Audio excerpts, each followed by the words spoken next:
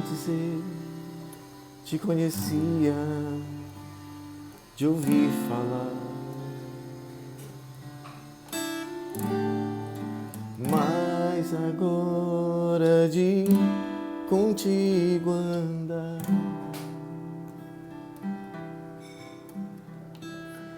eu sei o Deus que tenho, meu Rei, Senhor e Pai. Te quero em minha vida mais e mais.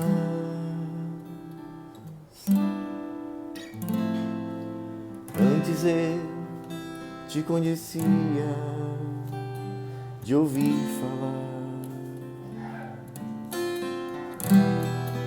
mas agora de contigo andar. Tu és meu bem supremo, meu Rei, Senhor e Pai. Me alegro em tua vontade mais e mais.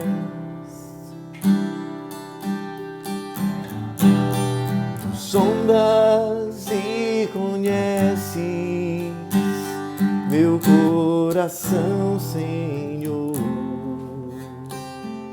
Sabe, sou limitado, mas conto com teu amor. Sendo, pois, teu filho, venho te dar louvor.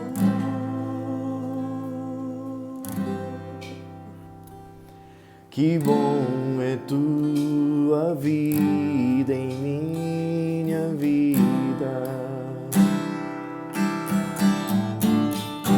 Tu sondas e conheces meu coração, Senhor.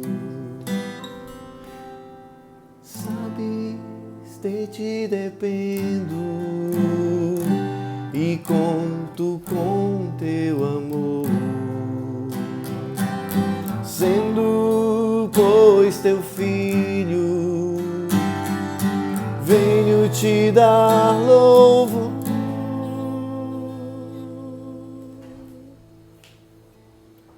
Que bom é tua vida em minha vida. Que glória é tua vida em minha vida. Me alegro com tua vida em minha vida.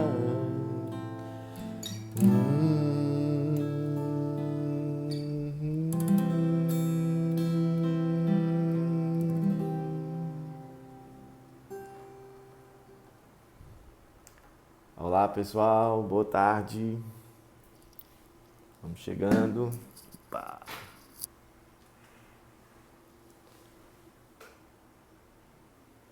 Bem-vindos. Vamos ter mais um tempo aqui de comunhão com o Senhor, de adoração a Ele, de leitura da palavra e de oração, porque Ele é bom. Olá, bom dia, Ana Paula. Boa tarde já, viu?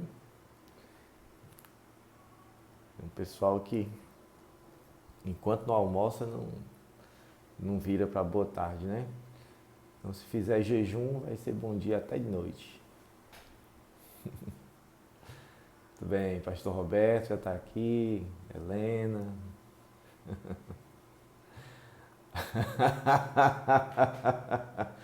Eita, Roberto. Isso aqui é a seleção alemã, viu? Essa camisa aqui eu ganhei na Copa de 2014, portanto... Não é Crateus Futebol Clube, não. É a camisa de treino da Alemanha de 2014, aquela que fez o 7-1. aquela mesmo. Na época eu já tinha acabado de ganhar essa camisa e depois do Brasil estava torcendo pela Alemanha, que foi campeã com aquela vitória por 7-1 sobre o Brasil, usando um uniforme semelhante ao uniforme do Flamengo, né? Que na época também já era um grande time e agora continua. Aí o pessoal disse que está desatualizada a camisa. Não é que está desatualizada, porque hoje já tem 4 estrelas, né? Mas é porque simplesmente é uma camisa histórica, ela retrata o momento em que eles ainda não tinham conquistado a 4ª estrela. Muito bem. Então tá aí a história. Crateús tinha um time chamado Petróleo, viu? Não era Crateús Futebol Clube, não. Era Petróleo, o nome do time lá. Mas nunca se valorizou como o petróleo, não. De lá se acabou mesmo. E tinha também uma banda muito conhecida lá que eu não me lembro. Não. Ei, Helena! Helena, aquele dia foi tão engraçado. A gente estava assistindo o jogo com os irmãos. Juntamos a igreja para assistir. A gente sempre faz isso, né? Na época da Copa, principalmente. Estava todo mundo junto assistindo. E aí começou a humilhação. Eu acho que já estava uns 3-0. Eu fui ao banheiro. De lá, quando voltei, estava 4-0. E eu vendo aquele negócio, eu disse, vale um replay. Eu acho que todo mundo teve essa sensação, né? De que era um replay. É isso mesmo. Muito bem, irmãos. Graça e paz, boa tarde. Estamos iniciando aqui mais um tempo com Deus, nesse meio do dia. Um momento especial que Deus tem nos proporcionado nessa época de recolhimento e que tem sido uma bênção para mim e eu tenho certeza que para cada um de vocês que tem estado comigo nesse momento. Quero lhe dizer que vai continuar, mesmo depois do final do confinamento, dessa pandemia, nós vamos estar aqui em oração ao Senhor. Talvez a gente faça alguma mudança de horário, quando todos estiverem trabalhando, mas isso ainda vamos ver com vocês, inclusive, vamos estar ouvindo os irmãos e vendo qual é a melhor estratégia para depois. Por enquanto, a gente se mantém aqui ao meio-dia, que tem sido um horário muito apropriado para todos nós. Quero incentivar você a compartilhar esse tempo. Você pode compartilhar com seus amigos, com a sua família.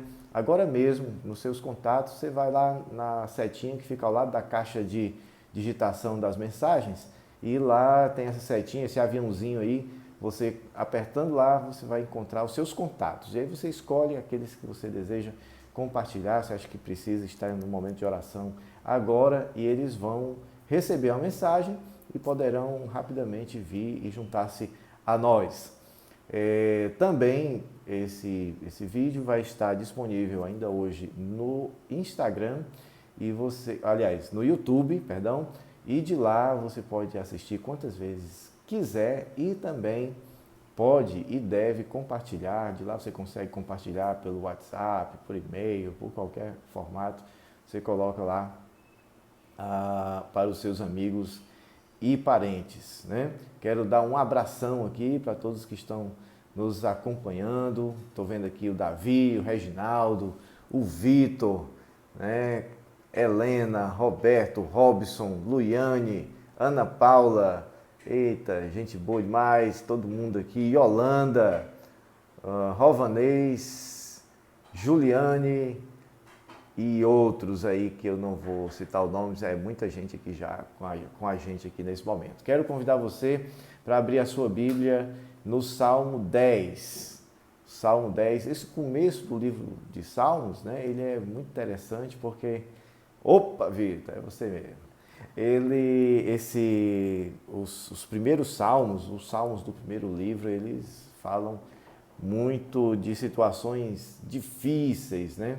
De lutas com as quais nós nós nos deparamos nas nossas vidas. E o interessante de ver os salmistas, né, principalmente Davi, mas os demais também, são muito sinceros diante do Senhor. E muitas vezes nós temos medo de nos colocar diante do Senhor com tudo aquilo que a gente está sentindo. Mas esses textos aqui, esses poemas bíblicos, eles nos incentivam a sermos sinceros diante do Senhor e dizer: Senhor, eu estou sentindo assim, assim, assim. Posso até estar errado, e como eles muitas vezes estavam errados, mas eles estavam colocando-se sinceramente e colocando as suas impressões, os seus sentimentos diante do Senhor com toda transparência. E o Senhor ia cuidando deles e ia respondendo. Normalmente, no final do Salmo, já tem ali uma mudança de pensamento, uma mudança de sentimento daquilo que tinha acontecido. Então, como você sabe, talvez você não saiba, mas o processo de composição, né, ele nasce num momento de inspiração e às vezes leva dias para se escrever. Então, o salmista, ele vai colocando aqui os seus sentimentos e vai colocando a sua composição diante do Senhor, e de repente ele já está num outro momento que pode ter acontecido no dia seguinte, no mesmo dia, no mês seguinte, anos depois, e aí ele completa o seu poema, né, com todo o seu sentimento no início, no meio e no fim. Tudo isso inspirado pelo Espírito Santo de Deus. Então vamos ler o Salmo 10 nesse momento, que diz assim, vou ler na Nova Versão Internacional, você pode acompanhar na sua tradução. Diz assim: Senhor, por que estás tão longe? Por que te escondes em tempos de angústia? Em sua arrogância, o ímpio persegue o pobre, que é apanhado em suas tramas. Ele se gaba de sua própria cobiça e em sua ganância amaldiçoa e insulta o Senhor. Em sua presunção, o ímpio não o busca, não há lugar para Deus em nenhum dos seus planos.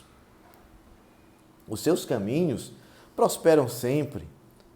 Tão acima da sua compreensão estão as tuas leis, que ele faz pouco caso de todos os seus adversários, pensando consigo mesmo: nada me abalará. Desgraça alguma me atingirá, nem a mim, nem aos meus descendentes. Sua boca está cheia de maldições, mentiras e ameaças. Violência e maldade estão em sua língua. Fica à espreita perto dos povoados, em emboscadas mata os inocentes, procurando às escondidas as suas vítimas. Fica à espreita como o leão escondido, fica à espreita para apanhar o necessitado. Apanha o necessitado e o arrasta em sua rede. Agachado fica de tocaia, as suas vítimas caem em seu poder. Pensa consigo mesmo: Deus se esqueceu, escondeu o rosto e nunca verá isto. Levanta-te, Senhor. Ergue a tua mão, ó Deus, não te esqueças dos necessitados. Porque o ímpio insulta a Deus, dizendo no seu íntimo: de nada me pedirás contas. Mas tu enxergas o sofrimento e a dor, observa-os para tomá-los em tuas mãos. A vítima deles entrega-se a ti. Tu és o protetor do órfão. Quebra o braço do ímpio e do perverso. Pede contas de sua impiedade, até que dela nada mais se ache. O Senhor é rei para todo sempre.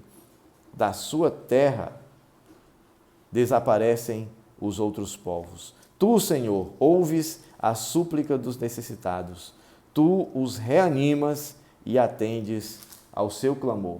Defendes o órfão e o oprimido, a fim de que o homem que é pó já não cause terror. Amém. Irmãos, nesse tempo, vou começar aqui pelo versículo 9, está lá pelo meio, porque eu quero logo comentar isso aqui, né? Nesse tempo aí de tantas lutas e de tanta coisa acontecendo na sociedade, a gente vê algumas pessoas buscando formas de sobreviver, né? E outros buscando formas de se aproveitar. E o versículo 9 diz assim: ele fica à espreita para apanhar o necessitado. Dizem que tem aumentado bastante o número de golpes na internet. Você vê nas notícias gente fabricando álcool em gel falsificado. Você vê pessoas tentando vender, ganhar dinheiro nesse momento. Eu sei que alguns estão precisando, como eu vi gente vendendo máscara nos sinais, né? Já vi vendendo muita coisa, mas aí eu tive que sair logo no início desse tempo de pandemia. E aí, quando eu saí, encontrei pessoas vendendo máscaras no meio aquela máscara de proteção, né? No sinal, olha, essa pessoa precisa sobreviver e está ali fazendo. Mas uma coisa é isso, outra coisa é o falsificador, é aquele que está inventando uma forma de enganar. E ele diz, olha, tem gente que fica à espreita do necessitado, né? Tentando uma oportunidade de enganar as pessoas. Então, nós precisamos ter cuidado, mas ao mesmo tempo, você que já foi enganado, sabe assim, que você só nota depois que foi enganado. Então, é necessário pedir a Deus sabedoria e pedir a Deus que nos guarde. Ele está dizendo, ó Senhor, nos guarda desse pessoal que fica à espreita, porque a pessoa que passa o dia todinho pensando em como enganar os outros, ele certamente vai ter mais facilidade de enganar do que a gente de se proteger, né? Porque o ladrão vem planejado e a gente é pego de surpresa. Então, muito, muito cuidado com isso, mas pedir a Deus. Bom, esse era um comentário inicial, porque faz parte aqui do texto, mas eu queria, indo aqui para o começo do Salmo 10, o salmista ele coloca assim um sentimento de que Deus está longe dele.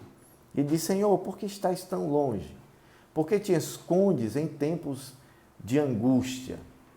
Sabe, eu creio que Deus, em alguns momentos, realmente ele se esconde, vamos dizer assim. Ele realmente não nos responde imediatamente, ele não se apresenta imediatamente em nosso favor. Existem momentos em que isso realmente acontece. Porque boa parte dessas vezes ele está nos testando, ele está nos deixando ter uma certa autonomia para que a gente caminhe, para que a gente persevere, para que a gente amadureça, para que nós não sejamos pessoas assim tão super protegidas por Deus, né? Mas eu entendo também que na maioria das vezes não é Deus longe, de fato, mas é um sentimento nosso de que Ele está longe. E Ele está perto, mas pela nossa limitação e pela nossa falta de compreensão e de sensibilidade ao Senhor, muitas vezes nós é que não percebemos que Ele está perto, porque Ele diz que está perto. Ele disse, estarei convosco, eu estou convosco todos os dias até a consumação dos séculos.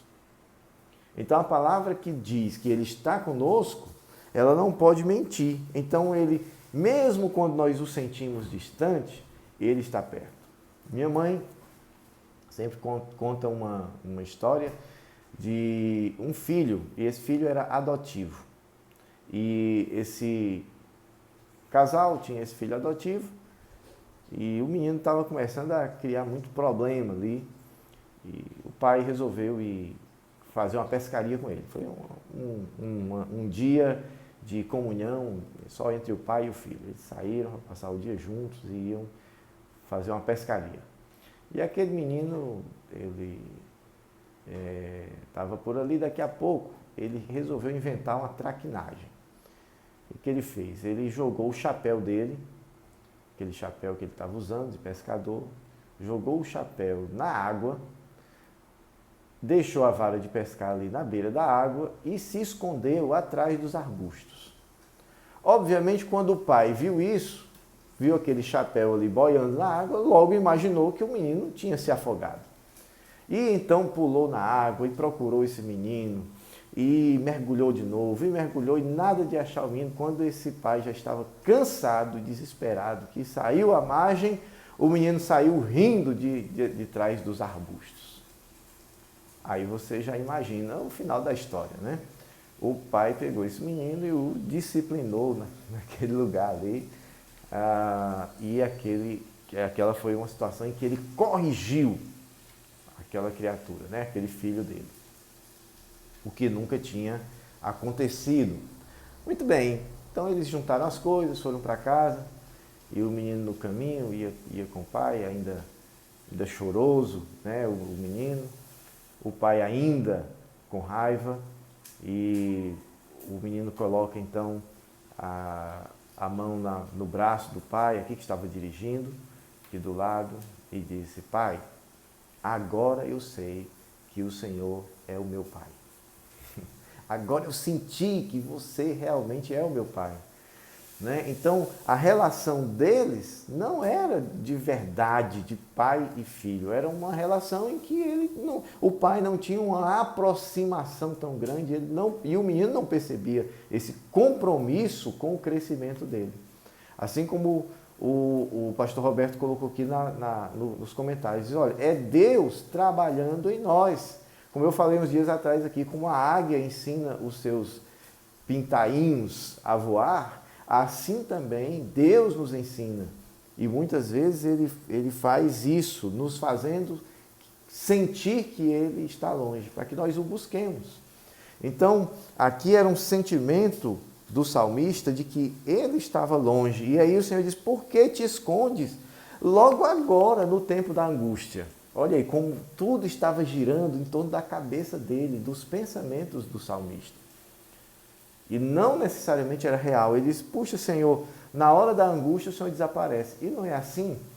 Na hora da angústia, a gente se envolve tanto com a angústia, a gente se envolve tanto com o nosso próprio problema, que aí a gente acha que Deus tem que aparecer assim, como um ser de luz na nossa frente. Quando Ele já está em nós, já está presente em nós, já está conosco, e nós precisamos então buscá-lo nesse momento da angústia. E ele diz: não, eu não estou sentindo o Senhor aqui, não estou percebendo a presença do Senhor. E muitas vezes não é nenhuma questão de sentir, mas é uma questão de crer. Porque Ele disse: eu estou com você. Então, se Ele disse isso, Ele está. Mesmo que você não sinta, mesmo que aparente que não está. E aí, qual é o resultado disso? Uma pessoa que está no momento de angústia, uma pessoa que não está enxergando Deus presente, que não está crendo que Deus está ali, ele está, então, olhando para o seu próprio coração e olhando para a sua angústia e não percebe Deus presente. Qual é o resultado? Ele vai olhar para os outros e vai achar que todo mundo é melhor do que ele.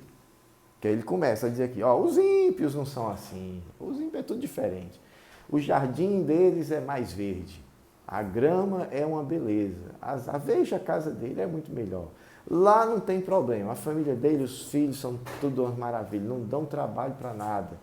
Os ímpios, eles estão caçoando do Senhor, eles estão rindo e ainda ficam pensando em fazer o mal, e fazem o mal e acham que nada vai acontecer. Será que esse salmista aqui morava com esse ímpio, para ele saber tudo que o ímpio pensava? Eu acho que não. Então, boa parte do que ele está sendo descrito aqui é a imaginação dele. Ele está dizendo assim: eles estão zombando do Senhor, estão lá, estão tudo bem, estão comemorando. Nesse momento está tudo tranquilo, né? Porque ele estava sentindo a distância, né, do Senhor, e ele mesmo se distanciou do Senhor, enquanto na verdade, Deus estava ali tão perto. Então ele vai colocando aqui, ele diz: olha, o ímpio pensa consigo mesmo: nada me abalará, né? Não vai acontecer nada comigo, Deus se esqueceu de tudo, Deus não está nem vendo o que nós estamos fazendo. Ele começa a falar isso no versículo 6, 7, 8, até o 12, né? Até o 11. Né? E aí mais no versículo 12, ele ele começa uma oração. Então vamos lembrar aqui a sequência, né? Uma pessoa em angústia, em dor, que não consegue mais perceber a presença de Deus em sua vida. Aí depois ele começa a olhar a vida dos outros e achar que a vida dele é a pior de todas e que o Senhor não está vendo, nem está vendo a angústia dele e nem está vendo os outros que estão fazendo o mal, mas está tudo bem com eles. E aí, no final, tudo muda porque ele começa a orar. Então ele diz, levanta-te, Senhor. Levanta-te, Senhor. Ora, o Senhor, obviamente, não estava deitado, né? Não estava dormindo, nem desatento ao que estava acontecendo.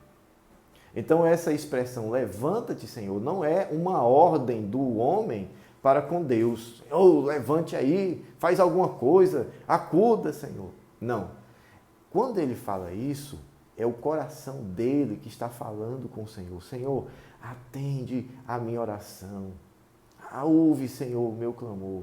Ouve o meu grito, como a Rosana está dizendo aqui.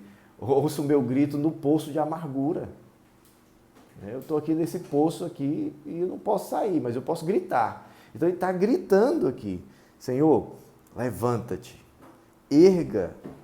Ergue a tua mão, ó Deus, e não te esqueças dos necessitados. No versículo 14, ele continuando aqui, tu és o protetor do órfão. 15, quebra o braço do ímpio e do perverso, pede contas da impiedade. 16, o Senhor é rei para todo sempre. 17, ouves a súplica dos necessitados. Tu os reanimas e atendes o seu clamor. Olha aí. Então, ele começa pedindo, levanta-te, e termina afirmando, o Senhor ouve a súplica dos necessitados. E o Senhor não só ouve, mas ele reanima e atende ao clamor dos necessitados. Bom, quando a gente fala assim, os necessitados, os órfãos, a nossa tendência é de pensar assim, em outros. São os necessitados, aqueles lá que estão precisando de alguma coisa, pode ser o que for. Mas, há um tempo atrás, um secretário de Estado nos disse, numa reunião, ele disse o seguinte, olha, nós temos que criar uma política pública importante, voltada para a pessoa com deficiência. E ele disse algo que eu nunca vou me esquecer. Ele disse, olha, todos nós podemos nos tornar uma pessoa com deficiência. E depois ele afirmou, todos nós vamos nos tornar uma pessoa com deficiência, se não morrermos. Um dia vai faltando a visão, vai faltando a audição, né? Alguns perdem até o paladar. Um dia a nossa locomoção vai se tornando mais difícil. Então, todos nós podemos, por um acidente da vida ou pela idade, nos tornar uma pessoa com deficiência. Então, irmãos, por que eu estou falando essa frase do secretário? Porque todos nós, podemos nos tornar um necessitado. E todos nós vamos nos tornar um necessitado. Um dia ou outro, isso vai acontecer. Então, quando nós estamos clamando pelos necessitados e pedindo, Senhor, ergue a tua mão e não te esqueças dos necessitados, talvez você esteja orando por você mesmo no futuro. Então, ore ao Senhor pelos necessitados. Porque hoje, talvez você possa dizer, eu estou suprido de todas as coisas. Mas talvez amanhã o Senhor te leve a passar por uma perda e você sinta falta de algo. Pode ser a comida, pode ser o material, pode ser uma roupa, pode ser o dinheiro, pode ser o trabalho, mas podem ser outras coisas. Talvez um dia você sinta falta da comunhão com as pessoas. Talvez Deus te leve a um dia que você vai sentir falta da presença de alguém, porque já se foi, porque morreu, porque você não pode ver, como agora, pessoas que nós não podemos ver. Né? Como ontem eu passei lá na casa da irmã Fátima, né? Para resolver umas coisas da igreja e buscar umas encomendas, né? E aí cheguei lá, não pude dar um abraço na irmã, isso faz falta. Então, nesse momento, nós somos necessitados de alguma coisa, né? E o Senhor, Ele ouve o clamor dos necessitados. Então, vamos orar pelos necessitados, vamos orar uns pelos outros, levar as cargas uns dos outros, caminhar juntos uns com os outros, porque hoje você está orando por alguém necessitado e amanhã você poderá estar recebendo uma oração também e um apoio e uma ajuda. Por qualquer área da nossa vida, nós temos muitas dimensões na nossa vida. O necessitado não é só o necessitado material. Esse talvez seja o menos necessitado. Necessitado é o necessitado da alma, do conforto, o necessitado da presença de Deus, o necessitado espiritual, o necessitado da palavra de Deus, o necessitado de afeto, o necessitado de cuidado. Então, Senhor, ouve o clamor dos necessitados. E Ele ouve, Ele afirma aqui. Estamos lendo o Salmo 10, para quem chegou depois.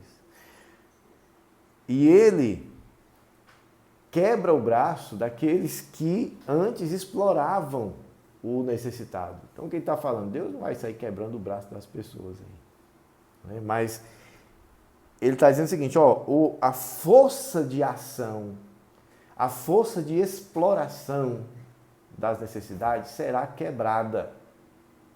Sabe, isso me leva a pensar aqui existem muitas formas de exploração, né?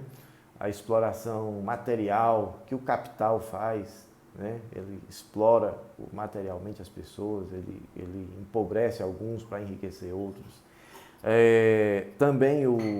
Mas existem exploradores das emoções, existem exploradores espirituais que têm levado muitos a se iludirem com falsas esperanças, né? Então, o Senhor está dizendo que Ele quebra o braço, Ele quebra essa força de exploração. Então eu creio que esse é um tempo em que Deus tem quebrado alguns braços de exploração no povo de Deus. Porque enquanto nós temos nos juntado cada vez mais, que a igreja do Senhor, quanto mais ela passa por dificuldades, mais unida ela fica. Então, quanto mais nós nos unimos, acredite, existem igrejas inteiras que estão se desagregando, estão se distanciando.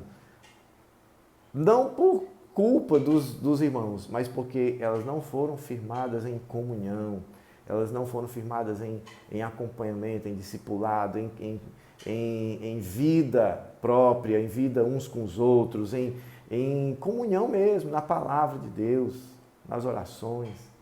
Então, como isso não é um valor, o valor estava nos eventos, não tem mais evento, então começa a esfriar, a se distanciar. E Deus ouve o clamor também desses necessitados. Por isso é que eu incentivo você a estar ajudando aqueles que estão desagregados, estão em dificuldade, estão carentes, né, de um afeto e de uma presença de alguém que tem a palavra de Deus. Muito bem. E é por isso também que tem muita gente por aí desesperado para reabrir as igrejas, né? É claro que nós queremos, né? Estamos com saudade, mas não tem desespero, não tem medo, está tudo tranquilo, estamos juntos e o Senhor tem nos abençoado a todos. Amém. Então é isso, meus irmãos, vamos orar por isso, vamos crer nisso. O Senhor não está longe, o Senhor na sua angústia, Ele está perto. Clame ao Senhor e descanse no Senhor, creia, porque Ele está perto de todos aqueles que o amam e que o temem e que o buscam. Amém? Antes de orarmos, eu hoje recebi uma mensagem com um gráfico do Ministério da Saúde. E eu quero deixar registrado aqui, né? Nesse gráfico tinha a quantidade de mortes por dia. E o pico do número de mortes no Brasil foi o dia 5, que foi exatamente o dia em que houve aquele jejum, né, e oração nessa época de pandemia.